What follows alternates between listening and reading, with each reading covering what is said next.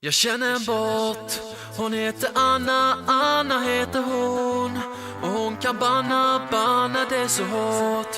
Hon röjer upp i våran kanal.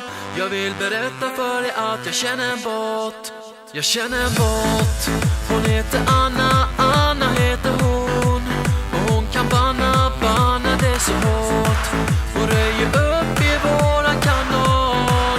Jag vill berätta för dig att jag känner en bot som alltid vaktar alla som är här och som ser till att vi blir utan besvär.